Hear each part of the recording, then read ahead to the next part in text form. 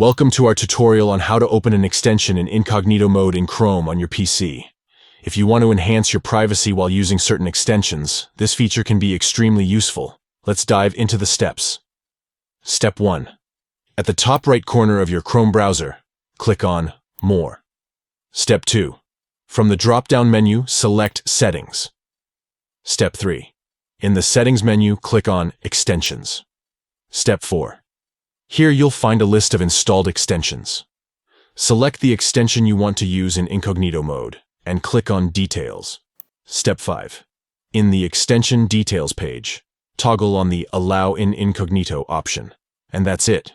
You've successfully enabled the selected extension to run in incognito mode. Now, let's see how it works. With this feature enabled, you can now use the extension while browsing in incognito mode, ensuring your privacy is protected. Remember, if you ever want to disable an extension in incognito mode, just follow the same steps and toggle off the Allow in Incognito option. That concludes our tutorial on how to open an extension in incognito mode in Chrome on your PC. We hope you found this information helpful. If you have any questions, feel free to leave them in the comments below. Don't forget to like and subscribe to our channel for more useful tutorials. Thanks for watching.